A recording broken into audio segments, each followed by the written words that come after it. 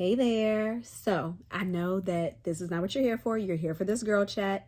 I got some lovely ladies that I'm going to talk to, and we're going to get into it. I promise I'm going to make this quick. Just wanted to give this disclaimer. I love this episode. This is one of my favorite episodes of the season. There are some audio issues, okay? I did the best that I could. I just ask, just bear through it. I promise you it'll be worth it. But I wanted to give the disclaimer because I know. I know, and I know. But listen to it because it's going to be great. Okay?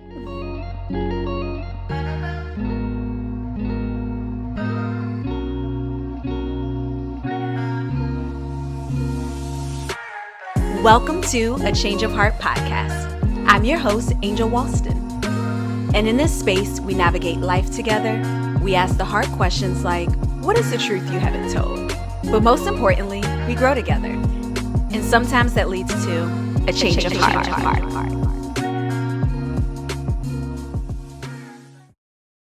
Hey everyone, welcome back to A Change of Heart podcast. I am your host, Angel, and today I am joined by some amazing, lovely women, and I'm super excited to have these women with us. So I'm just going to go in order of where I see you all on the screen. I'm joined by Sadarhi, then we have Ramona, Cierra, and Chelle. And I asked them to be a part of this episode just for us to have some girl talk, some chit chat, because I just truly believe that each and every one of them have just some amazing words of wisdom, encouragement, and just life experiences overall that would be beneficial to this conversation. And so what we're going to do today, y'all know that I usually start off with a question of the day. We answering a whole bunch of questions today. So I have my little cup here, my little mug, Whole Healed Authentic, that I'm going to pick out questions. And I'm just going to let the ladies do what they do, share their words of wisdom, share their little nuggets, and we're going to go from there. Okay. So I guess I should, usually when I have a guest, I let them do like a little icebreaker game so people can get to know them. I'm putting y'all on the spot with this, but before we jump to the questions, very briefly, I'm gonna let y'all introduce yourselves however you want to. You ain't gotta go into detail. No pressure. You can say like, "Hey, I'm Sadarhi," and go about your business. Whatever you want to share with the people, so they can have an idea of like who you are as you're answering questions. So we'll start with Sadarhi and then work our way down. Hey everybody, I am Sadarhi. Yes, I attend Liberation Church with all these wonderful ladies. I am also a small business owner where I sell jewelry and apparel, Queen Me Boutique, _ Queen Me Boutique on Instagram. Make sure you follow us and get some really nice jewelry. To plug your stuff. Yes. All right, Ramona. Hello, I am Ramona Ragland. I also go to Liberation with these wonderful ladies. I am an author. I am a mentor. I am a songwriter. Also provide writing services. My Instagram and Facebook, you can find me at ramona.josette, Jossette. And thanks for having me on, Angel. Cierra, go ahead and introduce yourself. Hi, I'm Cierra, aka Sister C. I'm also a member of Liberation. I am a motivational speaker. You can follow me on Instagram at sisterc.inspires. All right. And last but certainly not least, go ahead, Chelle. Introduce yourself to the people. Hello, beautiful people. My name is Chelle. I go to Liberation as well, and unlike these beautiful women, I'm still in my season of, getting my life together. So we'll have some titles come after my name in a little while, okay, before everything That's else. all right. So right now, we are just in a testimony stage. So let's work together. I'm here for the people who are still in, working it out. Okay, I'm here for you. Too. We need your insight too. Yeah, it's coming. But yes, these are the lovely, amazing women who are going to be having just some real girl talk tonight. And as you can see we have people in different walks of their life doing different things, doing amazing things. And y'all gonna see as we have this conversation why I chose these women for us to have this girl talk. So ladies, are you ready to answer some questions? Yes. Yes. I picked some questions for the ladies. There's no specific order for these. So we're just going to ask away and go from there. So, first question, what has been a defining moment in your life? I think for me, a defining moment was having my child. I kind of, my life is 2014 and before and 2014 after. That's how I really define my life. And so if y'all knew me before 2014, I apologize. So we're in a better time. Listen, we've got a relationship with the Lord, and like this I'm gonna tell y'all this. The only reason why I use memories on Facebook is to delete them. That's the only reason why I go in and I'm like, oh, Pastor J gonna see that. But no, that's my defining moment. Definitely having my son. He changed my entire life. So a defining moment for my life was 2017. I graduated from college, ODU in Norfolk, and then I relocated to Richmond. All by myself, and I came here not really knowing anybody. This was a brand new city for me, and I feel like that's when adulting started and all that it has to offer. I was living on my own, so I was paying, all the bills that I never had to pay, like rent in my life before then. And yeah, adulting has its fun and good moments, and it also has its not so fun and bad moments. So that was a defining moment for me, just starting the independent woman adulting phase in Richmond, and I'm here 4 years later and I'm loving every bit of it. We glad you're here too. I know, and I'm not going nowhere. I thought I was gonna move, but I'm not. Oh yeah, I had two answers. The first one was in 2020, like paying off all of my credit card debt so I could move out on my own. And then the second defining moment was losing my dad just this past August. Changed my perspective just on life. Ooh. If there was one thing that you could get to click the man, that you could just make them understand that they could stop doing, etc., what would that one thing be? Just one thing. I'm not even gonna ask that first. I'm gonna let somebody else go first. I'm gonna do it. Who wanna go first? I feel like Sadarhi. I feel like I feel like this is already question. I had two top. I got top two. My top two. Top two and ain't number two. That man, we love y'all. We really stand by our Black man, but We do. and dating is very difficult nowadays with so many things going on. However, y'all really need to understand that as women, we don't really require a lot. We don't require a lot, and just some genuine consistency and effort put into getting to know us and pursuing us does not take much money. Doesn't really take like a lot from you if you're genuine about it. Like Lauryn Hill said, it could all be so simple, but y'all rather make it hard. We really don't require much, and I think the bare minimum is very basic. And I feel like when you meet a woman of stellar worth and who knows her worth and is about her business, you have to also approach them differently. Like how you approach homegirl down the street is not how you're going to approach me. You have to come correct. And you can't treat us all the same. Like I said, when you find that woman who is very intentional, you have to match that energy. You have to match that effort and intention that she's given also. Okay. I'll second that. I'm gonna go next. I got two things. Number one, I hope y'all looking at the camera, men. Look here. Stop. I'm getting close because I want you to hear me. Let me zoom in. Please stop. Telling us that you are not ready to be in a relationship. And it's just that you're not going to be held accountable for your actions. Come on now. Come on, somebody. I'm sick and tired of y'all. Oh, I'm not ready to be in a relationship. I don't want. No. You know what it is. You don't want to be held accountable for your actions. Just totally understand you want to do what you want to do. You want to be dirty. That's fine. You'll be dirty. But just be honest. Can we just get a little bit of honesty out here on the streets? That's all we ask. The next thing is, and I'm speaking for every single mother out there right now. Single mothers did not choose this life. We are not damaged goods.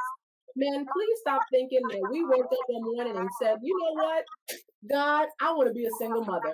No woman in her right mind woke up and said that, okay? We went through something. We loved somebody. We dedicated our life, our body, our minds, our spirits to somebody, and it didn't work out. That's it. But please stop thinking we're damaged goods or something's wrong with us because we're handling our business by ourselves. And now you think you got to come in and we're trying to be independent women. I do not want to be an independent woman. Trust me. You can leave that to anybody. Listen, being in church and being with my pastor Ashley, she has taught me how to be in position of being in a relationship and allowing a man to lead. And a lot of women do not understand that, and men think that because they dealt with one woman who was acting up, that now they got to deal with another. I'm gonna need you to gauge who you're dealing with because the majority of us know what we're talking about. We know what we want. And that doesn't mean we want to be, Miss Independent and not have you be a man and allow you to lead. Just please, if you're going to get in a relationship with a woman, especially a Black woman, please don't come in thinking that we are just some independent women and we are going to do this and this. We're trying to run things. That's not the case. When you are dealing with a genuine woman who knows her worth, she knows how to allow a man to lead. So that's all I got to say. And I'm going to leave it alone. Intentional is the word. Heavy on intentionality. Chelle, that was perfect because some of the things I wrote down that's a good segue. Because I tapped into you, Ramona. I felt you all in my Yeah, you were all up in here. So just 3 really quick things. The first thing that I think that I wish men would realize is that their leadership is so important, is that they're so valuable. The second thing is that not all women are the same and not all women are going to hurt you, and that there are some good women out here who want to love you, flaws and all, wounds and all. Now, we don't necessarily want to be bled on, you know what I'm saying? But if while we're putting the bandage on, we happen to get hit with a little spill, we'll take it because there's healing that started. But this woman is not trying to do what the last one did, and you have to take a risk on the type of woman that you say that you want. Otherwise, you're going to continue to remain with the type of woman that would hurt you. You're going to have to open up again. And the last thing is that we are not perfect. Listen, I know we look perfect and amazing on social media, and I think that's awesome because you're not going to catch me on my bonnet on social media, I can assure you. You're not going to get the crusties like on social media. Like, we're not perfect. I think that men need to be open to the fact that, like, I have baggage and you going to get it. But guess what? You have baggage, and I'm finna get yours too. But it's not a matter of like someone coming to the table without baggage, but how do we together unpack and still manage the relationship well? That's good. Taking a risk. That's good. And I feel like the theme here that I've heard so far is men really understanding that not all of us are the same. Every woman is not the same, and we have different needs. We have different wants. What worked with one don't mean it's gonna work with another one, and so you need to read the room. And you can't hold us accountable. You can't hold the next one accountable for the previous one. Like, you can take wisdom from the previous situation, but don't make me pay a higher tax because the last one robbed you. And take your time. Higher tax? Yourself. Stop jumping into the next relationship or getting on social media trying to. You need some time after that last one because you need to deprogram yourself from what you just learned from that previous chick. Don't bring that over here to me. I didn't hit you. Okay? And same thing, don't get us wrong, men. Same thing goes for women. We're not talking about us right now. We're talking about you. Okay? That's it. We're going to have an episode for the men to air their grievance. Yeah, y'all go. I look forward to it. But what I realize is that, like, the conversations that we're having to the intellect that is on, I feel like, do men have these type of conversations to the capacity to what we're having it as. They hope so. Yes, they do. The problem, I think, is that we don't have them together. We need them together. I feel like too, when you think about like the whole thing of toxic masculinity, there's also this idea that to talk about these things is like talking about your feelings, talking about being vulnerable. And I feel like in some spaces, not all, when it comes to men, that can be looked at as being weak, or it's like, no, don't talk about that stuff. And so although I think the conversations are being had, I don't want to say generally that the level of honesty within those conversations may not be there, just because there may not be a safe space in a sense. But I do feel like there are men who have those relationships with other men where they can have like honest conversations. They can talk about how they feel without. I want to be a fly on that wall. Let me tell you. Honey, listen. I want to be a fly on that wall. Sitting in there. So. Be careful what you wish for, sis. I just want to hear what they're saying. Like, I'll throw this out. This is not a question I sent to y'all, but in thinking about this and what you all have said is things that y'all want men to understand, how do you feel like the online dating apps, dating, like having a space where if you're not interested, you can just swipe and go through. How do you feel like that has impacted how, I wouldn't even just say men, how people as a whole deal with dating nowadays? Does that make sense what I'm asking? It makes sense. It does. It does. I think that online dating has really given men too many options. And I want to make sure I'm explaining this correctly.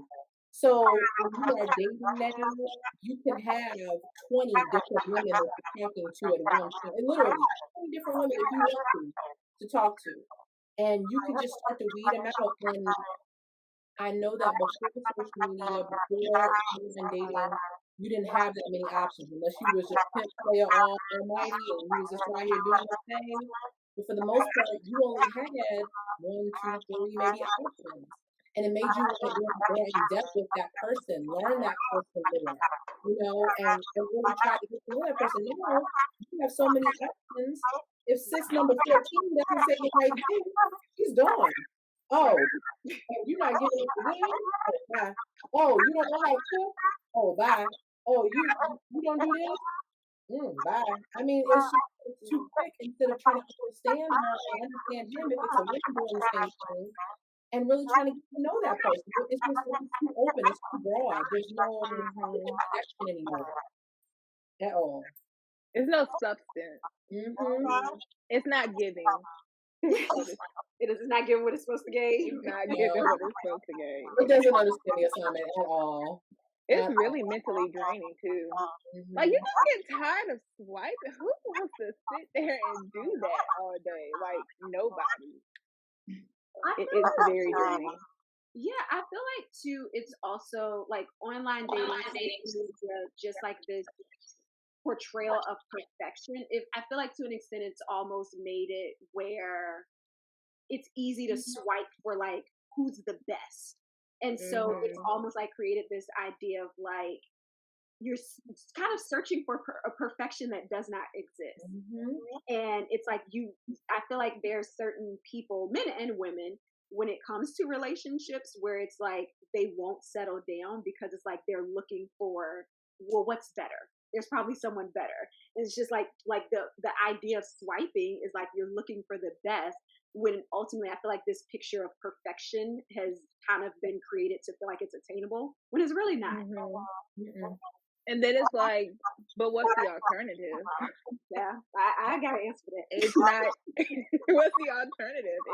It's very hard meeting people. You can come to Liberation. We got plenty of beautiful women, The men to women ratio is... What your mama said, go to church, okay? Come on to church. Stay in there. Okay, moving along. Listen, gentlemen, if you need a lady liberation, we are fine. Okay, come on down, Richmond, Virginia. 5501. Okay. Access to the new building. I didn't realize that. That was good. All right. So, what has been a lesson that the pandemic has taught you? This can be a lesson about life, about yourself, about the world, about others. What has the pandemic taught you? For me, it taught me that I was in the grocery store while everything was going on, and I saw this lady. She was grabbing all of these supplies and everything. You know, people were trying to hoard stuff while the pandemic was going on. And I asked her, I said, "Man, why you getting all that stuff? You don't need that stuff." And little black lady. And she said, "Baby, I'd rather have it and not need it than need it and not have it." I said, I never thought of, I mean, you know, you hear stuff, but it doesn't click for you. So after that, I've really been living like that. I think I told Sierra that one time. I'd rather have it and not need it than need it and not have it. And that saying has saved me so many times. It's just like real stuff. Like I'll be at the door walking to the house and I'll see it's not even supposed to rain. I'll be like, let me grab my umbrella because I'd rather have it and not need it and not have it. Sure enough, it started raining. And I'm like, thank you, little old lady at the grocery store. I appreciate you. You know, so that's what I've been living by. Just, you know, being able to make sure that I'm prepared and for anything now. It doesn't matter what it is.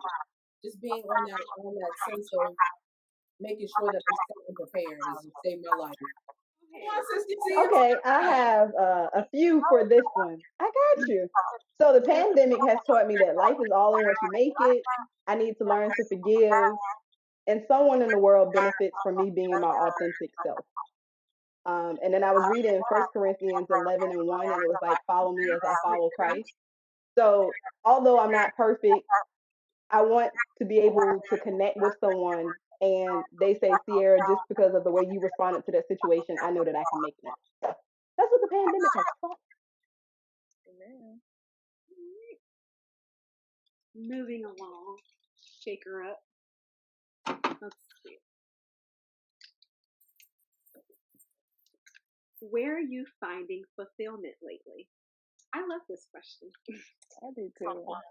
Lately, I've been finding fulfillment in what I love doing, and that's showing up for other people, being a source of encouragement, uh, inspiration, and just having community. That what I get fulfillment out of it. Mine is similar to Sierra. I wrote down lately it's just been being surrounded by like minded individuals and mainly my friends, women who pour into me, who I naturally vibe with and have a good time. We can kiki, laugh, like cry, preach, whatever, and indulge in my messy because Sierra has indulged in my messy. But just that like relationship with just like-minded people who get it, like who gets it. That's where I found my fulfillment while being single, because that helps, right? I probably don't have the cutest answer, but you know, we'll share it. Honestly speaking, I'm figuring out what that means. A lot in life has changed and shifted. I've grown and evolved. And, you know, to be honest, like I've always kind of been like the person that takes care of everybody else and shows up for everybody else. And I don't know what to do when I'm not doing that. So I'm trying to figure out like that is fulfilling to me, but that's not the only thing that adds, you know, that makes me valuable. And honestly, I'm still trying to figure out what do I like all over again? What do I like? What makes me feel good? You know, kind of what is rewarding to my spirit. Um, so I know like a couple things, but really I'm trying to figure it out again. But Ramona, that's okay because like things change. Like this is like new times we're living in, and everything is so uncertain. And what we thought was our norm before is not our norm now, and what we thought that we found fulfillment in is not what we found fulfillment in now. So that's totally fine. I think that's a perfect answer, actually. Yeah. Ramona, I'm right there with you. Like for me too, I'm finding fulfillment in myself.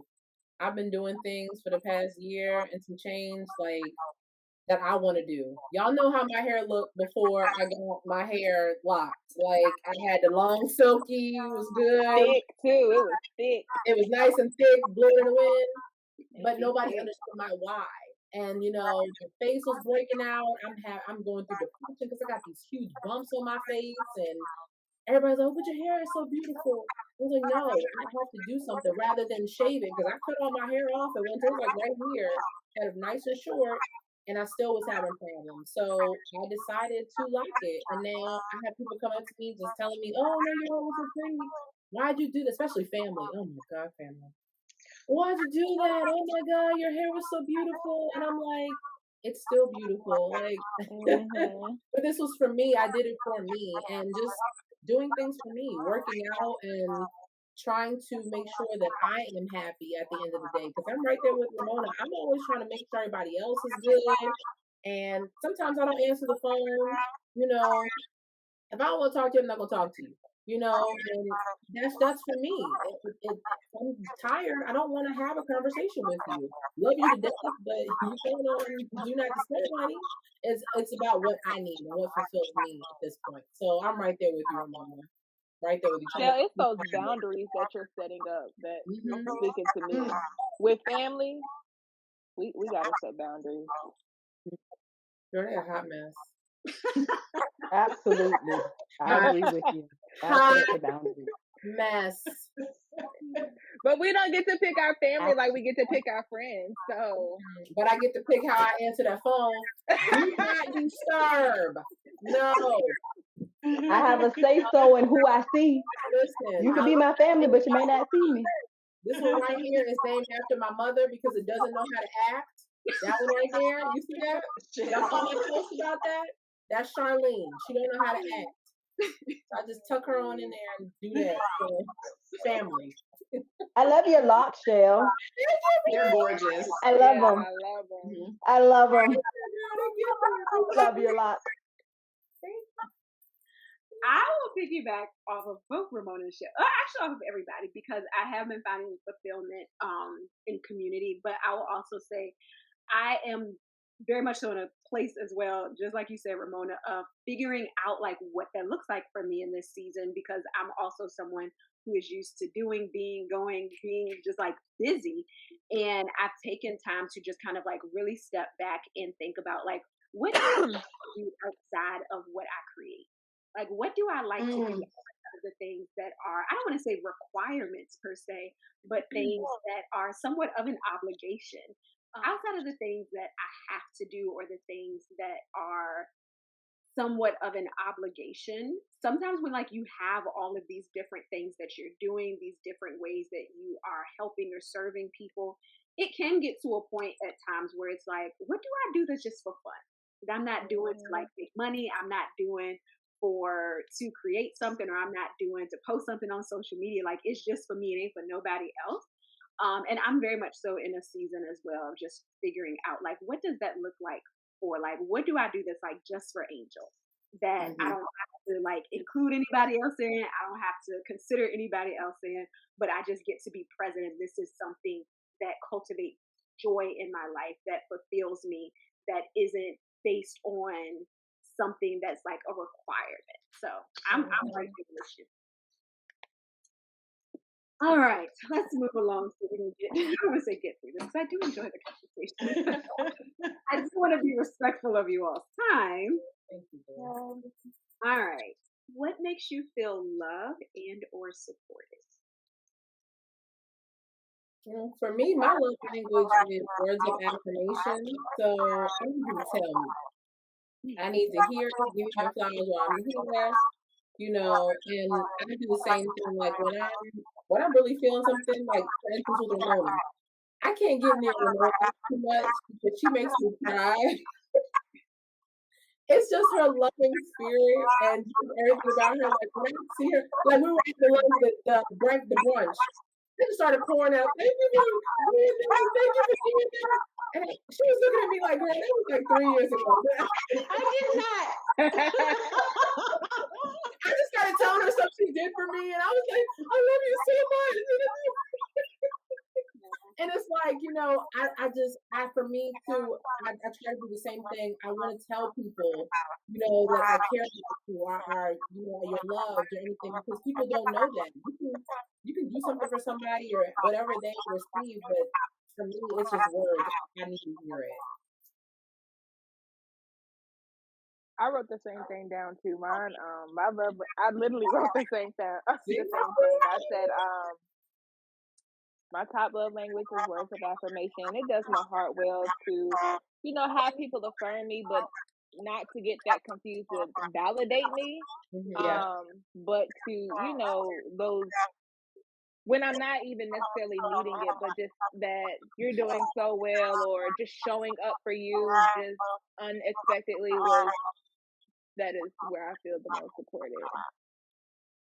And I really felt it when I had COVID. Like, everybody really came in. My village was strong, and Ramona, Cierra, Angel, everybody, Chelle, you was probably praying for me too.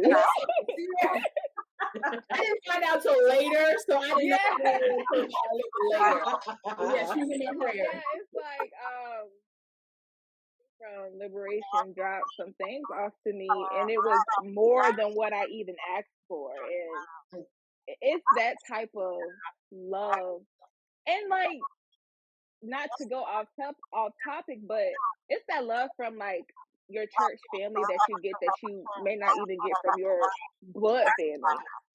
Just them showing up without you even having to ask for. They didn't even want money in return for the grocery. It's just they wanted to just do something for me because they knew I couldn't do it for myself, and they wanted to. It's that type of support that I feel is awesome. I agree. I'm also a words of affirmation.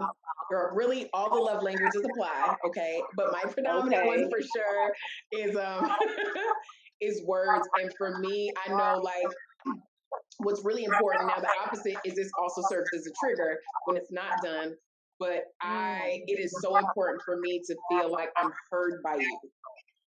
Even if what I say doesn't make sense to you, or it may sound stupid, to be heard and to be validated, or not validated, affirmed, is something that makes me feel so special when someone sees me, especially when I don't want to be seen. Is something that just does something so powerfully to me, because most people don't see me. And I think that's true of most people who are givers, and most people who see everyone else. I think typically what happens is not that person's never seen, but you typically tend to see more than you are seen. But when you're seen is just so powerful.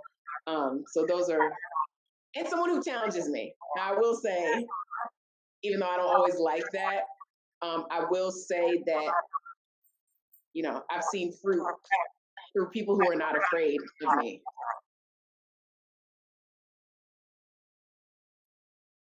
I'm gonna sweep on through, and my answer literally was a simple "I am proud of you." As words are powerful, like that was my answer. Like, I am proud of you.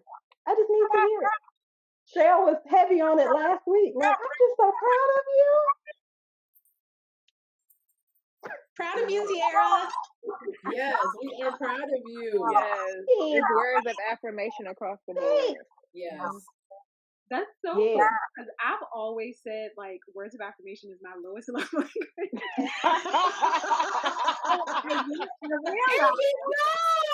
Oh my gosh.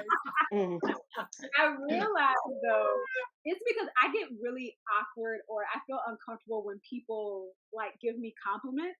That's something we can break down in therapy about.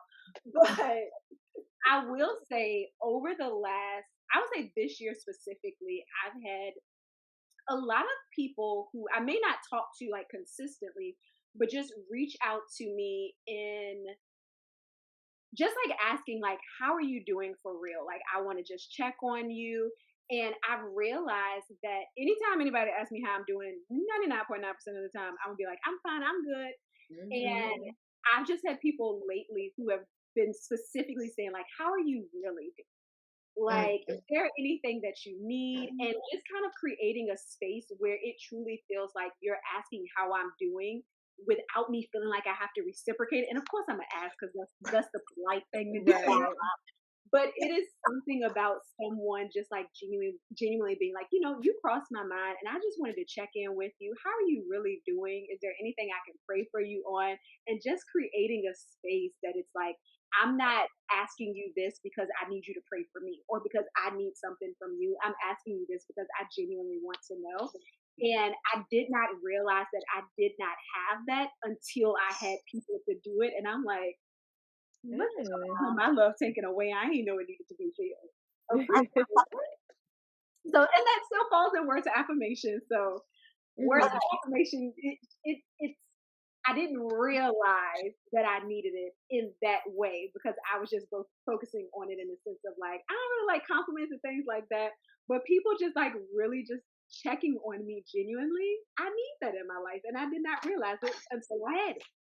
What do you find to be the biggest struggle when it comes to dating? We kind of talked about this, but I know it's so more to be said. For me, the biggest challenge or struggle in dating right now is this alpha male and thing going on. And I have come in contact, I would say contact like an alien or something, it was like contact.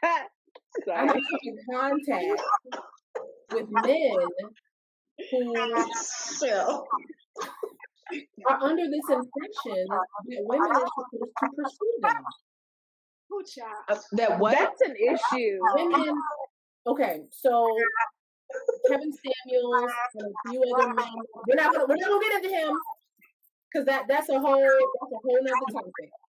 But men are listening to him and other men on YouTube and the internet who are stating that you are a man, you are the prize. You are coming to the table to pay bills, do this, do that. So a woman needs to pursue you. You are the prize. They're literally being programmed to hear this, that a woman needs to pursue you. Don't be stupid. Don't be stupid. Because, and then men of God are listening to this. When did God in his infinite wisdom and that Bible that he placed in, see, the angel had to get off because she knew I was about to go on. Angel! Pull out the Bible and start preaching. Come on, word. Come on, word. When did God? When? Come on, word. When? In this good book. In the good book. Any woman chasing a man that wasn't considered a Jezebel or anything. Girl, let me. She had to get up. She was about to open up. Bruh. I'm weak.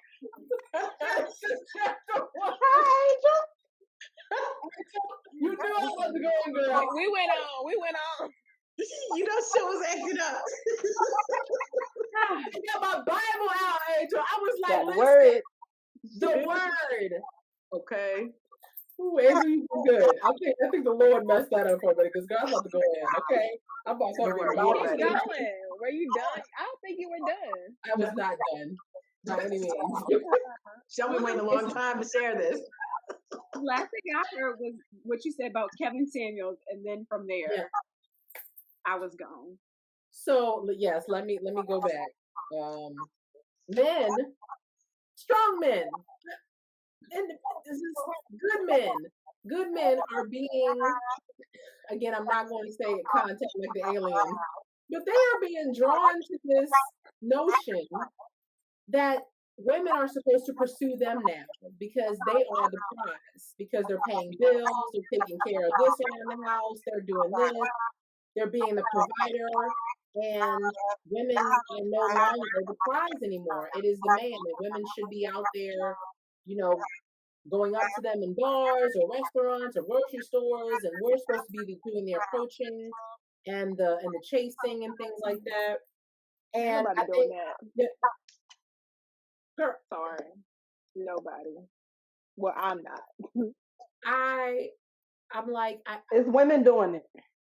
yes, yes. And here's the reason why women are doing it. Because finding a good, and I'm not trying to get into all of that, but finding a good heterosexual man who does not have miles and miles of baggage is really hard these days. And y'all know it to be true. Let's just be honest. Let's just be totally honest. It is. Yeah. That's right. Angel going in. Yo. Praise God, Angel cut out because I had to let that laughter out. Blank, and then I came back to all y'all laughing. I said, "Oh, What was the last thing you heard?" She's dropping nuggets. She's speaking the truth. When she It's like just when you funny. started, it kind of like froze, and then it went black. Oh, No no. Y'all was laughing. So Angel, yeah, she was asked, Sierra said, but are women doing it? And so I said, yes, women are out here pursuing men because trying to find, Ramona had to laugh, trying to find a man who is not, a whole lot of baggage, who is able to understand that he is the provider, the head of the household, understands his place in a family, anything going on, has a good job, even though, and all of that, got good teeth, we want a man with teeth, all that good stuff. But trying to find a man that is, what they say, that you can bring home to mama. Trying to find a man like that is very hard these days. You said heterosexual. That's what you said. A good heterosexual man, that we can actually have to ourselves, who isn't out here planting seed across the nations. It's hard. It's very hard. And so are we doing that? Are we doing that? Oh yeah. Should we do that? Absolutely not. I have thoughts on that. Yeah, I felt like Ramona has something to say. I do. So I think a couple things about this. I think that, I think we need to define what pursue means, because I think part of the issue is that what men consider to be a woman pursuing them is not what we are considering. I'm not saying all the time, because I think it's absolutely okay for a woman to slide in a man's DMs. I'm here for it. I love it. I think if you see a man that's attractive and you're out, holler at him. Now, when you're talking about pursuit, though, I think that's a different conversation. I think initiating and being the one to initiate flirting or to initiate the conversation about having interest, I think that's fine. And I think that's part of the problem, is that we're taught that it's not okay, but that's a completely separate issue. So I think that's the first thing, is we need to define, what are we talking about? Yeah. Second of all, I do think, sorry, go ahead. No, I'm sorry to interrupt you, Rhoda. Girl, go ahead. No, you just fine. Just jump in. Just be like, hey, pause. No. And you're absolutely right, because when I say it and when we talk about pursuit, we're not defining it properly. Because when we are dating and we are doing stuff, or, as far as with a man and a woman, when we think of pursuit, we think of just that the woman is doing all the work. And 9 times out of 10, what I've experienced is that the man is looking for the woman to do all of the work, as far as with that. But you're absolutely right. A woman does, you're going to have to. There are shy men out there who are not going to approach you. There are men out there who aren't going to do that, so do it in that aspect. But homie, I'm not anything deeper or getting. We're not being the hunters, the chasers. Correct. No, I agree with that. Like, I don't need to facilitate that whole process. Right. If I open the door and say like, hey, you can slide through or whatever, like, that's fine. I also think it is true. I do think men are the prize. Why not? Aren't we all though? I don't think that's a demeaning thing for a man to say, is that I'm the prize. No, what I don't think that means is you sit in a chair while I run around you in circles. That's it. Right. But I think the same is true for women, because I think this shows we're all selfish, really. Because if you look at social media, the women are like, well, I'm the prize and I'm fine. You should pay my bills and just take care of me. And that proves that you see the value that I hold. And men are like, hey, sis, here are all the investments I'm making in this relationship that I'm going to have to make, providing, whatever. And you should do that for me. And I think what we're so focused on isolating our roles and exalting them to show how valuable they are, that we're not working together. we're not competing for roles. I'm not gonna be nobody's man, right? Just like you're not gonna be my woman, right? But like people. we have different things that work well together, but we're so busy like doing this, trying to argue who's the prize and who should start, and like, listen, let's just chat. And like, I feel like it does not have to be this complicated. Are you fine? I'm attracted to you. Awesome. You attracted to me? Great. Okay, let's talk. You seem interesting. Bet. Me too. Okay, let's talk about what's important to you. Bet. This is either a match or it doesn't. Do you want a relationship? No? Bet. Okay.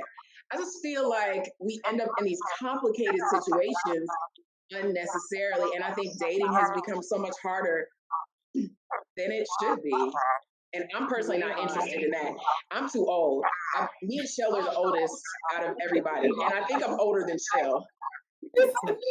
Okay, so like, listen, half my life is over. According to statistics, my life is about half over. I have stressed for a lot of my life. And to be frank, I am not interested in no complicated relationship. I think love should be easy and enjoyable. You're going to have to work. There will be challenging moments. But if loving you is difficult, and not in a way that I have to push through, but like, you got to do petty stuff like argue about who's the prize. Listen, it'll be Miss Ragland, okay, in this good apartment by her good self. With a glass of water and this Netflix. Okay, I just don't have the time. I don't have the energy. Yes, and that's what I encounter. That's exactly what I encounter. Is that clash? Is that and now he wants to be humble. Right. And you are absolutely right. Men are prizes. But when you come to the table thinking you are the only prize and my self-worth does not matter, oh no, sir. Well, here's the last thing I'll say about this, because I'll talk about this topic forever. Yes, is that men do though what we allow them. So I think initially it's fine if we don't know and we don't understand, but eventually we get to a place of awareness. Right. And if we continue to stay engaged with men who don't see our value and we keep playing, since it ain't his fault no more. After a while, it ain't his fault. Like, the moment you complain, that means you have awareness of what you're in. And you're now responsible for raising the standard if you don't like the standard, or if you realize that you have the standard too low initially. All right, I'm shut up. No, but I feel like I feel like what you're saying is we keep encountering the same men who think that way. Yes. So we're not even in the rooms with men who think on the level of it's easy, like it's not going to be difficult. What we're doing, like we're on the same page. It's a lot of men who claim that they're ready, but they're actually emotionally unavailable. And that's what I've encountered. Those are the cycles I have been in. Men who say they want a relationship and ready, but when they meet someone, a woman of faith and who's intentional, who does not put up with the bull crap, the bare minimum, that's when they become like, I thought this was going to be easy. I thought remember that accountability piece? I thought this was going to be a quick, booty, whatever, and it's not. And so the switch up is real. Yeah. The switch up is real. That's how they get weeded out, though. Yeah, absolutely. In like a matter of like days. Oh yeah. Hours. It doesn't take long. No. It doesn't take long when your discernment is quite sharp. Run that back, okay? What is an insecurity that you've overcome or learned to embrace? I'll go first. One, similar to what Chelle was saying about like with your hair and things. So for most of my life, I struggled with acne and I didn't understand why. And it wasn't until like I started my locks that my skin started to clear up. And I'm like, maybe it's because like all the oils and all the products, but now I put oil on my scalp once a week. I get my hair washed every 4 to 6 weeks. So dealt with acne. Also, I found the girl on Instagram who has like plant-based things. I'm vegan.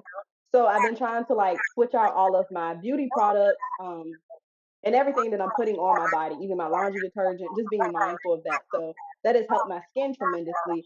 And the other insecurity is being short. It is nothing I can do about being short.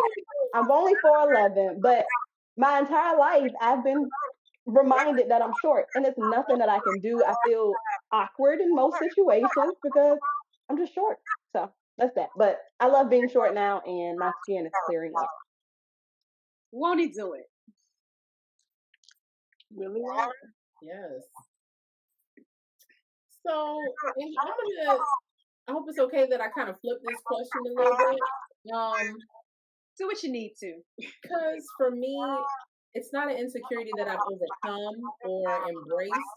It's an insecurity that I'm working through right now.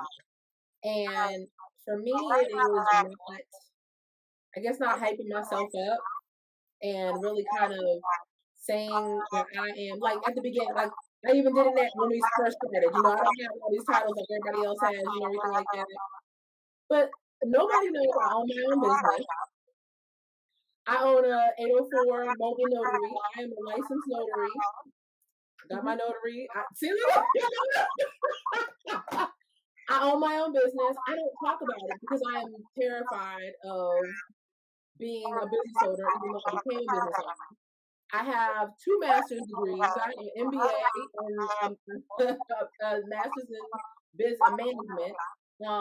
I'm in leadership positions in church and in work, and I'm like, I always hype myself down. I've published stuff.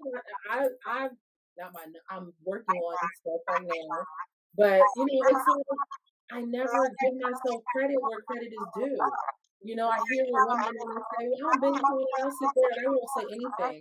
Because I'm terrified of somebody asking me to notarize and stuff, and I goof it up or something, and I'm like, I'm not paying for anything. Okay? Or I'm scared of somebody coming to me or reading something that I wrote, and I'm saying, "Oh, that's horrible. Like you don't write very well." And I'm like, "Yeah, you're probably right. I don't really talk about it. I don't talk about that. I was published in high school and books and stuff like that, and for my poetry, nobody knows that because I don't hype myself up." So, and my dad even came to me and was one of the books I was published in high school. And he was like, "Don't forget who you are." And I was like, "Bruh, don't do that to me. Not today. Maybe do it next week, but not today." And so it's constant reminders that God keeps bringing to me, like, don't forget who you are. Say something when people say, "Well, I'm this. Well, you know what? I did this too, or I'm doing this too. Maybe I do need to get my business cards together and stop playing, Lord. I'll do that tomorrow." But I'm working through that. It's that insecurity of that self-worth. I don't want to call it self-worth, but maybe it is self-worth. Just really trying to hype myself up. And I know a lot of people go through that and try to work through it, but I personally am struggling with it. Even in the notion of being a good mother. Sometimes people are talking about all these wonderful parents doing this, and this, and my son is awesome. You don't know my son? He's awesome. And it's like I still feel like I'm not a good mother sometimes because my son isn't out here playing football with all the other little 8-year-old kids who drawing pictures and playing karate and oh no, little boys supposed to play football and stuff. I'm like, no, we don't want to play football. Sorry, I'm going off on a tangent, but yes, that I'm working on. Yeah, when you were talking, I thought of the Meg Thee Stallion song, and she said the lyric, looking in the mirror like, "Dang, I don't brag enough. I need you to brag more. I need you to brag more. Like, look in the mirror like, dang, I don't brag enough. You need to brag more. I didn't even know these things about you." Yes. I don't tell anybody because I just stay in the background. Y'all know at church, I am in the background, right? I'm an usher. I'm in the background. I don't do the front scene. That's not me. I'm in the background. So you'll find me in the back. Give me some tissue if you need something. Call me. I know what God does with people like that. Yeah, I'm not. It's not me, but I'm working on it. I'm working on it. So when I do get out there, I can actually say that Sis, you doing a good job. Sis, you doing a good job. Right, I was about to say that. I was about to say, sis, you doing a good job. Go, Chelle. I related to my book, which is very interesting. I struggle with really kind of really opening myself up to show people like kind of the depths. Part of that is wisdom, but part of it is also fear. So this is not something that I've like overcome, but feeling like even the worst parts of me are okay and worth, worth love and attention. I'm the type, like, when I feel like someone's like displeased with something that, especially if you're close to me, that you're displeased with like something about me that's either annoying or troublesome or whatever, then I'm like, oh, I can't show that. Like I gotta keep that to myself. That's a piece of me that's not okay to be. And I'll cover that up. And I'll kind of like shrink. So sometimes like I feel like who I am is not enough, or that it's not okay. That's good, Ramona. I feel the same way sometimes. Like when I did my whole going to Comic-Con, Definitely can relate. and having the white girl tendencies, as people say I have. Girl, I relate. I hide it. Like nobody knew that I was into Comic-Con or like Sailor Moon or anything like that. Like I love Sailor Moon. I got my little Sailor Mercury right here. I love it. I have all my Sailor Moon stuff in the house, and no, everybody's like, what? You do that? No, not you, Chelle. You're a chick. Yeah. I'm not. I can put on a good front like the best of them. I'm not. If there's a fight, I'm probably gonna run that way over there. That's not me. Sorry, but and that's okay. I hide it very well. I would say an insecurity that I've overcome, yet very much so still in the middle of it. I've always been like super tiny. And that has been a struggle for me as a Black woman, because I feel like Black women are known for being curvy. They're known for like having the booty, the boobs, all of that. And I am not your girl for that. Like that is not my testimony in any area by any means. I love it. Not at all. And I was always kind of like teased when I was in school about being super thin. I've been asked like if I had an eating disorder. I've been told like I need to eat more, like all of these things. And it's like this is just like naturally my stature. And I've always just kind of like struggled with like wanting to gain weight. And then similar to what Cierra was saying, I've like struggled with acne forever. It feels like, well, more so as an adult. And so honestly, there was a part of me that kind of felt like when I wasn't struggling with acne, it's like, well, at least I'm cute from the neck up. Like I guess. And then like I started struggling with acne. It's like, dog, come on. Like, listen, we need one or the other. You can't hit me with both of them. And it really did. Like I feel like I'm still I still struggle with acne, but there was a point in time where it's like I wore makeup to constantly cover up the fact that I have acne. Those of y'all that see me on Thursdays at rehearsals, no, I don't wear makeup throughout. Like I don't wear makeup unless I want to now. Like you can see my acne scar. It is what it is. But it's still like getting to a place of learning to like accept like this is what I got. This is what I got to work with. This is who I am, and it ain't for everybody. But it doesn't have to be. It literally just has to be for me. Like I have to learn to love who I am, what I look like, without somebody else validating that. And even as an adult, it's still like I still have times where people will say things about my weight that I feel like, full disclaimer, whether you're small, whether you're big, or whatever it might be, nobody has the right to comment on your body. No, nobody should do that. That is just tacky, in my opinion. But I've had to learn to not take things to heart, even though I still do at times. But it's also helped me to be mindful to things that people might think is a compliment. Don't say things that commenting on other people's appearance, their body, their being, all of that, because you don't know what people struggle with, and you don't know how something that you think may not be offensive could really be something that triggers something for them. So it's given me a new perspective, and also something I'm still working through as well.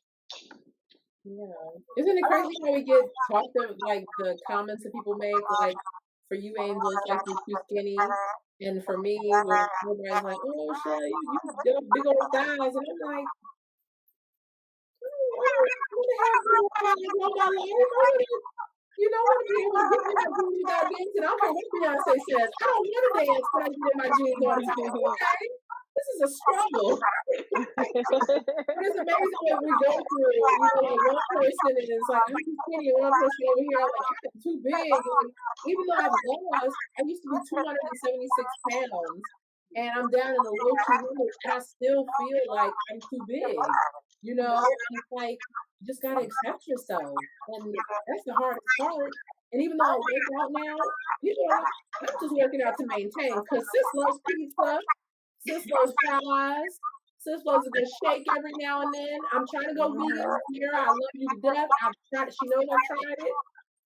But listen, dairy and bread are my struggle areas. Okay, I'm trying.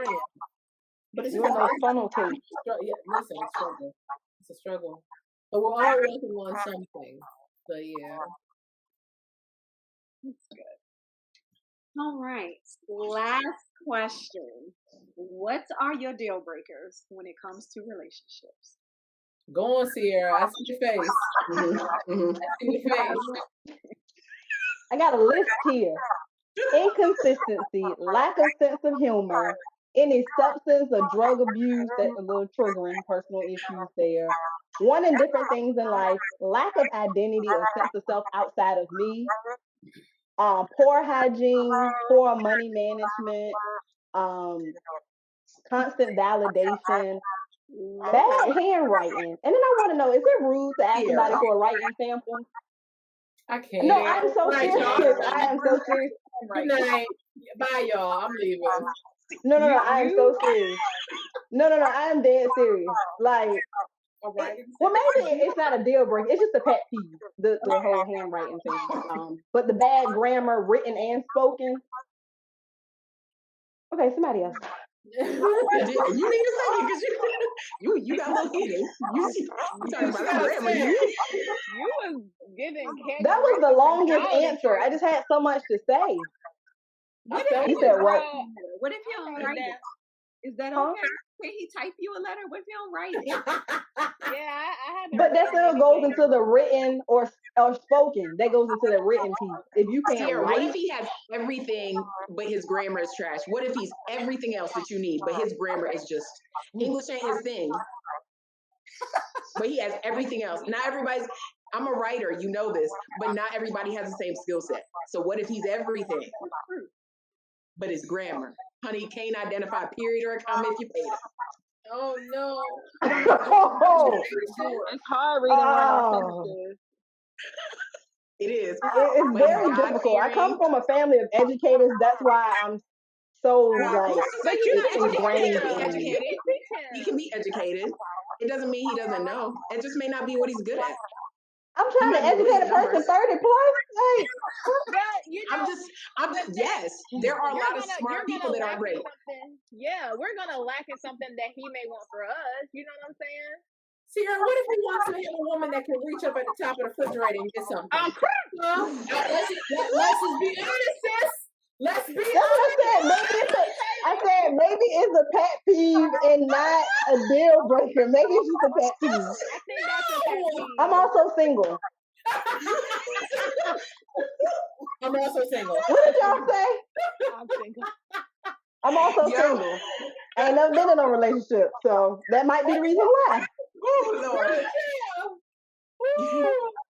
That was fantastic. Oh, I love it. Cierra, I love you so much. She said I'm also single. Yes. Accepting is the first step. Y'all pray for me. It is. It's gonna happen. You had me to the end. I was rooting for you. It took me a writing sample. Okay. Oh, Lord. not a credit score, but a writing sample. Okay. She said with that pen. No, but for real, like I always laugh. Well, I always laugh for real. I laugh like when I see the girls, like they post what they man did for them on social media, and then like I see the note, and I'm like, that's not the right yours. Like, yeah, why his handwriting look like he in second grade? This was really nice. Tyrone is still in community college right now. He's working through that. He hasn't taken that class yet. He didn't take that class yet. That's next semester. We're gonna take grammar Okay. next semester. It is cringy, but it can get better. All you have to do is like, And you don't have to post it. Just keep it for yourself. But yes, I accept what y'all saying, but I said what I said. Listen, Cierra, if the Lord What brings you you a say? man that struggles to write well, I want you to know I'm laughing. Yes. I'll first ask if you all right. I'll be like, sis, you good? But I'm gonna laugh. Yes. you're gonna be crying on the inside. Yeah. Because our gracious Lord and Savior Jesus Christ has a good sense of humor, okay? And Good does. sense of He humor. does. He funny. That's why I need the man to have a sense of humor as well. You can't be just dry. That ain't gonna work. You had a list. She I did. had like three. I had 3 points. I said abuser, cigarette smoker, and if they don't have an interest in Jesus at all, I'm not compromising my Christianity. Now, I understand, people may need encounters and stuff, but if you have zero interest in getting to know Jesus or wanting a relationship with him, then it's no point to even entertain this anymore. Because they don't have to go to church all the time. Because that's not the requirement. Going to church. I hear a lot of women saying, "Oh, I want a man who goes to church and loves the Lord and everything." Well, since you have to go find a preacher, because a lot of these men don't go to church, but they still love God. They still have a relationship with God. They still know how to pray. They still know how to, cover you or whatever when you need to be covered. He might not go to church, but as long as he knows how to spell God, does he know how to spell God? Does he know how to spell Jesus? Put you in the right place. But I said Jesus because some people don't believe in Jesus. They believe in God, a God. Right. The one and true. Gotta be specific. Jesus is the Messiah. You gotta ask the little right lamb. Yeah. Jesus. That's his name. That's mine. That's mine. Top. Listen, for me at this point,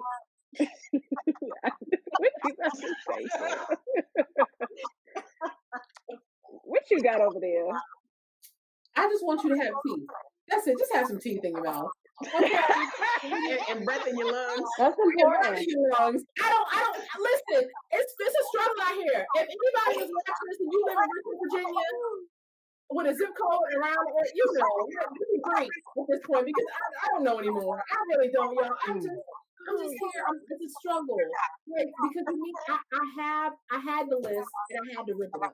I really did. I had to rip that list up because when I meet a man, there's no one who is ever going to meet that list I had. I literally had 2 pages in my diary book of what I wanted from a man, and I knew God was sitting up there like, girl, That ain't happening.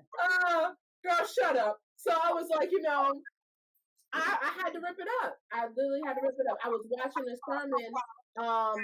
What's his name? Michael. What's his name? Mike Todd. Yes, Michael Todd. When he talked about rip up the list. And I was like, okay, I'm gonna rip up the list. But then I started thinking in my mind, I still had the list down pat in my mind. I was like, okay, no, I need him to have number 57.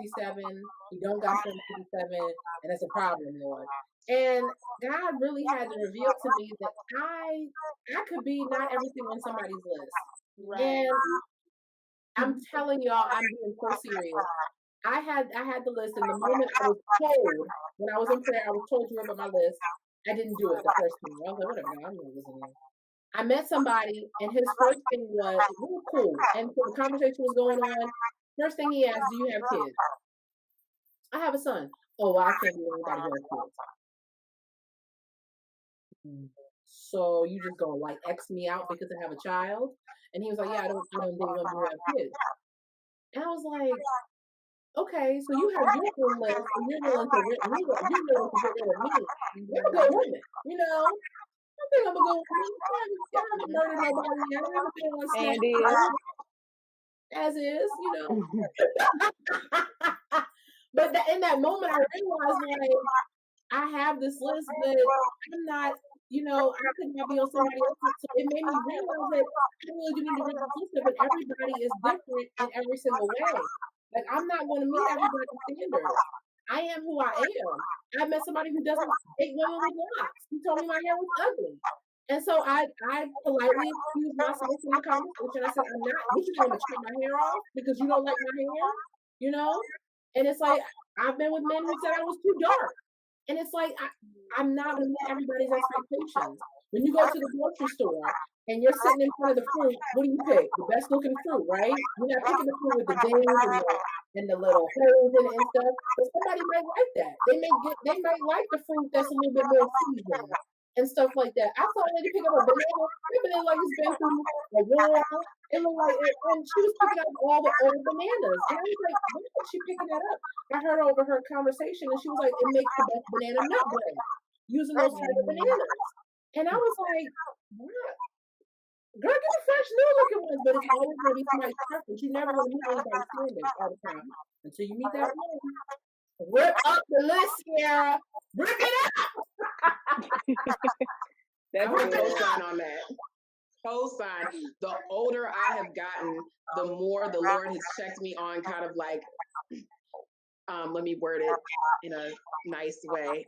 It's kind of like these imaginations we have around like what we are entitled to have in a man. And I don't know, I've learned that a lot of things that I used to be like, no, it has to be. Guess what? I'm almost 40, honey. It don't matter. Like a lot of the things that matter to me in my 20s and like, you know, early 30s or whatever that used to be so important to me. There are physical deal breakers, but you know. Because if you're missing these two right here, don't come. Don't. If you listen, the reality is I want to look at you, honey. I want to admire you. Yes. You want to do that with me too. So ma'am. Do I have to get on the back? Do I have to get the book again? Okay, because Song of Solomon. Okay, you know I won't go there, but still. So, but I would say like what's most important for me, you need a relationship with Jesus. I don't really care what mess you're in. I don't care about your sin. Like if you are actively pursuing Jesus, He'll take care of whatever issues we have as long as we're willing to work. But I need a pursuit of Jesus. I need someone who takes care of themselves. Mm-hmm. Someone who doesn't take care of themselves in any fashion is not okay. Yeah. Like that's just not okay. I'm too old for that. Like, cause my joint's gonna have to just go in quick. Like, are you together? Are you at least working? You ain't got to be. I mean, I'd like for you to have a little more money because I'm just not 18, and I don't have the same time to like let's be poor and broke together. Well, that's so cute, girl. Not at 40 years old, it ain't. 18, 19, that's cute. But like someone who's not willing to be patient with me is a deal breaker. Mm-hmm. Someone who's not willing to be gentle with me when it's necessary it is a deal breaker. But number one for sure, if we do not have the same spiritual beliefs, whatever yours may be, if you're an atheist, you probably should just marry another one. Right. It makes sense. Like, if you don't get when you're playing, you can be like, y'all can roll like that. I don't want a house of confusion. So I need someone who believes what I believe and how I believe in it. I think me and Angel were talking one day. We were like, it's not our responsibility to disciple our boyfriend. Mm-hmm. Not doing that. Who? Now you can be inspired by me and be drawn closer to Christ. I think that's right. Okay. But I don't think I should be like necessarily intentionally. But I also learned that the Lord may bring me a non-believer. Not to marry him as is. But I've learned that like you don't know where in somebody's process you're gonna meet them. And it doesn't necessarily mean that like now, like the Lord may use you. Right. And you may not even realize it. Like, but so I've also had to be open to like, not that I necessarily need to be with someone in that way if we don't share the same beliefs, but I do think, just like we were talking about men in church, being open, like, guess what? These dudes ain't in church. They're not. So good luck, sis. But at least have that interest. Have that. Yeah, there are men that go hard for the Lord. Do you hear me? And are heavily anointed and under the influence of the Holy Ghost. That may never go into church, but like, are you open to that? I've just learned I've had to be more open-minded. So I kind of talked about 3 topics. I was on a panel like a couple years ago, and there was another man who was like, heavy, like with anointing and stuff. And I like that. I wanted to get to know him and talk to him, but y'all, he wasn't he didn't like the melanin. Did he have the teeth? Was he missing the teeth? He's very handsome. He was very attracted to me. I went to his sister saying, like, is your brother single? But he's an African American man who just don't prefer African American women. Well, I'm about to say something real. It hurt my heart a little bit. Angel, she started getting right here. She started touching something right here. I was like, whoa.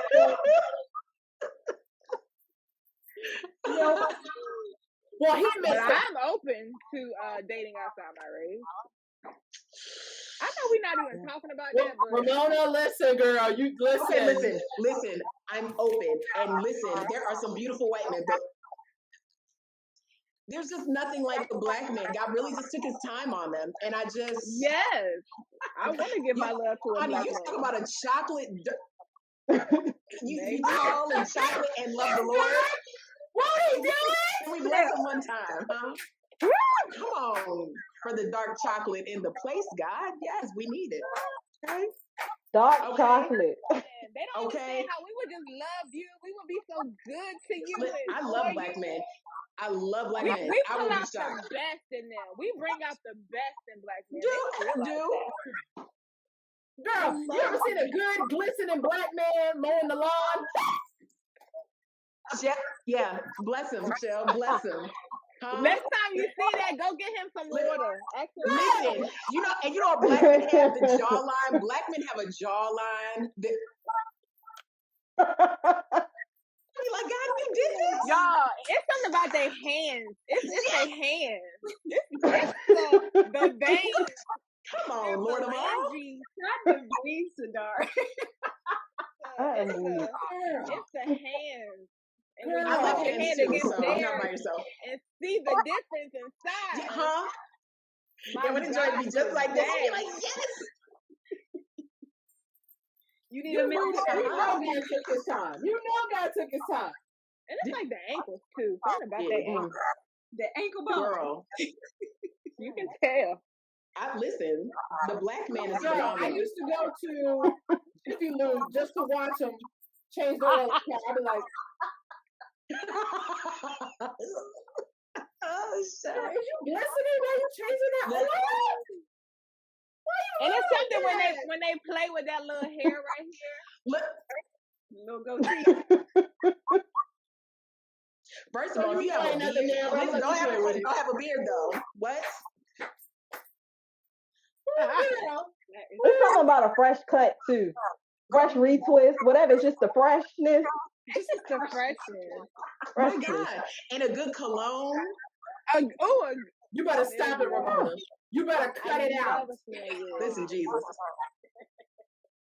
About to speak in tongues. And when they walk past you in the grocery store and they smelling all types of good.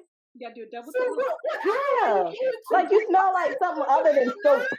Yes. Like they used to bother me when guys would just smell like soap. Like I know you're clean, but you got nothing else to put on other than soap. No, when they have a headboard. It's a lot of men who don't have headboards for some reason.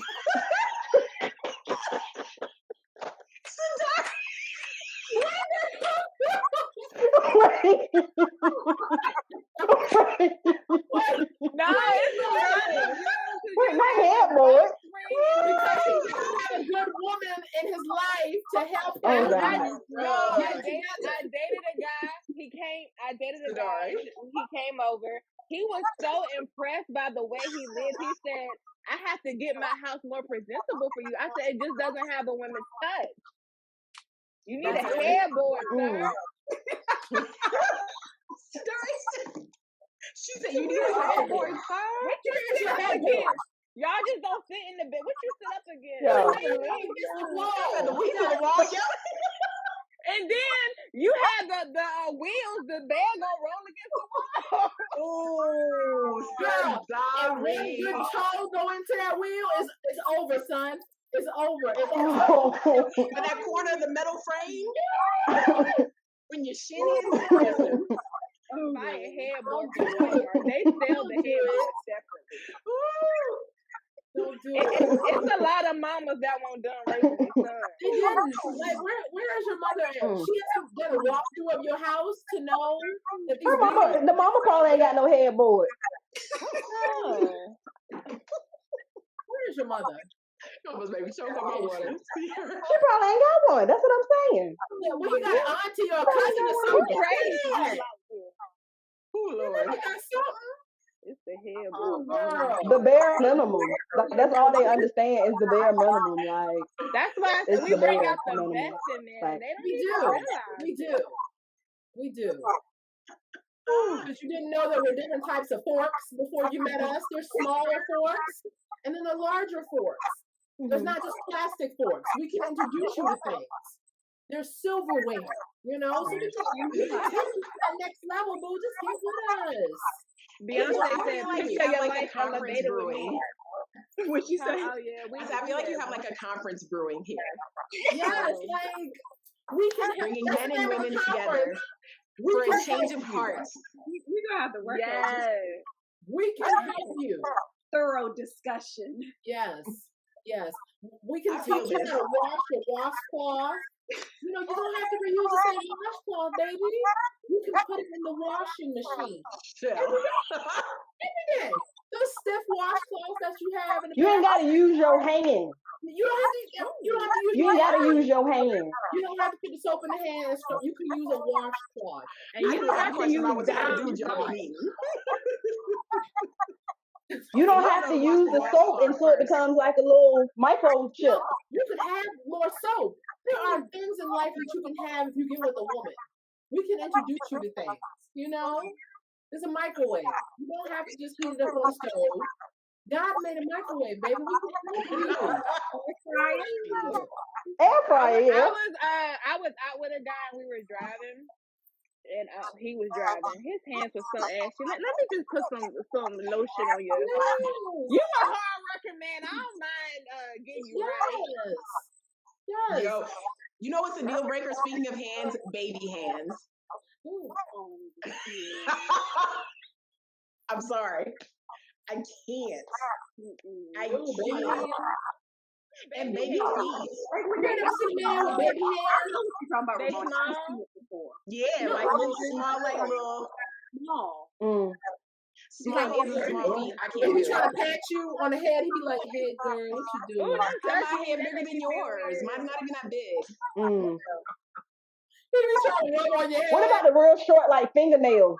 I don't like that. That makes Like my they've been stomach biting their hurt. fingernails and they're I like need your hands under. to be nice. I need a nice hand. I just need nice Yeah. hands. I can't. If your hands Panties and petties. small and ashy, no. You can do that. Yeah, man, it's okay that you get pedicures. We all don't have your feet done. We not Please. tearing up our You shoes. are not about to be scratching me. Yes. Got a whole gash in my leg because you want to think you Long don't even toenails. Long fingernails. I can't do that. Yes. You Going said to the what? OBGYN and she Long looking at me all crazy. Man, what's that clip on your leg? What are the clips on your leg? There are men who have long fingernails. Like longer. I mean, not long like tips. No. I need an alpha Clip them. nail. I'm so sorry. So I like a feel lot of like this feminine stuff, I can't. I feel Y'all, like if what you have about a long men wearing pinky, ankle then you do drugs. Is that wrong? Yeah, it's a coke nail. It's a coke nail. Thank you. That's all I do. His nail was out here. Oh, he do coke. That's what it is. You nail. all your joints are short except this one. Except this one, it's a This coke is felt the nail. need. This one grew fast. So y'all, I dated this guy. He had an ankle bracelet on. That's so weird. It's like I just He had never a seen what? that before. Girl. An ankle bracelet. bracelet. Ankle bracelet. No, But then I'm the only Fabulous one the who wears rapper had them. one on. Is No. that just something new that we're doing? I don't know. Don't But let these men do celebrities- nose rings. You gonna have to ask the guys. Those are okay. It's not my favorite. I like nose rings. But I like ankle nose rings. bracelet. Not no anklet. I don't know about an ankle bracelet, but I do like nose rings. No. Do not let these celebrities take you to a level of not being dated because you want to make First that of choice. all, we're not Okay. doing that. We not gonna have long nails and purses and I almost said the wrong and- word, and things Don't let together. Nick Cannon. Nick Listen, a Cannon lot is of not. men are carrying No. bags now. Yeah, got a whole purse. It will be an exception if it's actually functional. Like if you're traveling, I'll let it slide. But if you just out and about carrying a bag, sis, if it's not functional, You cannot call your Watch man my purse. sis. my point. If I got to consider calling you sis, you can't be it. No. I need you to have the manpower to like yoke me up and like be like, We need a masculine man. I need a masculine man, yes. Yes, I do too. Yes. I need that. Somebody You who's need to have your fingernails buff like me. No. We're not both wearing like onesies and heels. Yeah. No. Like masculine knows how to be masculine, but nowhere near abusive. That is Yes, completely that agree. strong man.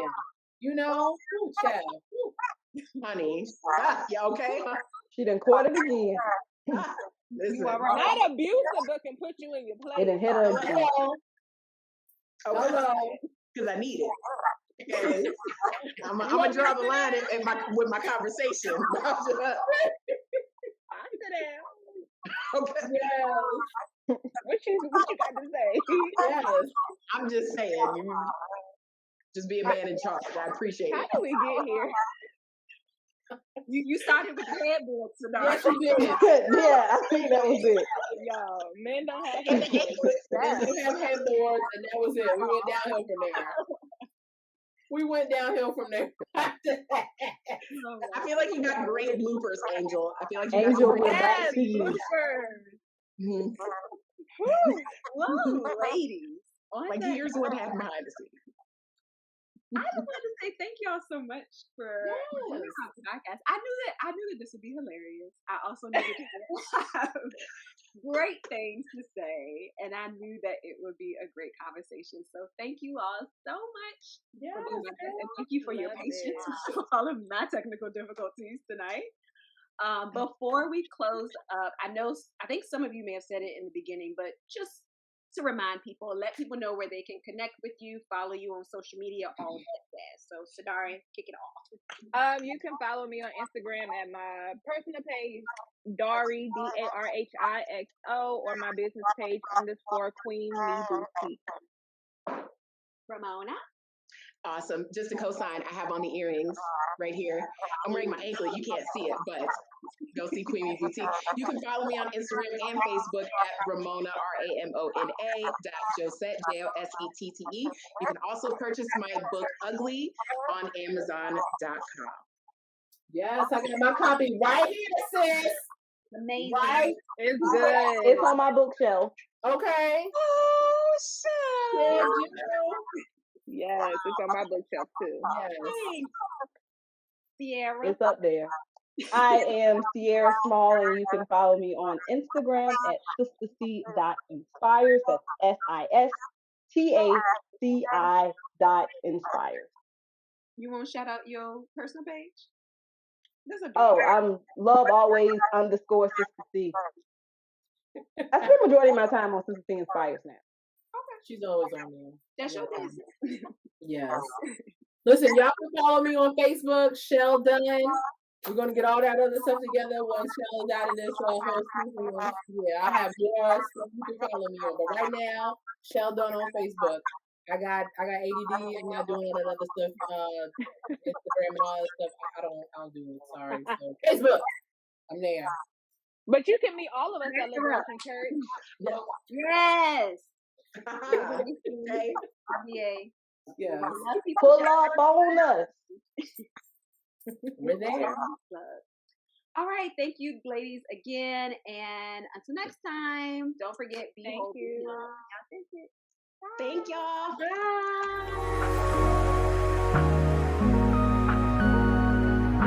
Thank you so much for tuning into a Change of Heart podcast.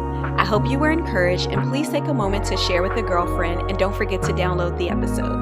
Lastly, I would love to connect with you. You can follow me on Instagram at Angel C. Walston and at A Change of Heart podcast. Have an amazing week, and don't forget, be whole, be healed, and be authentic.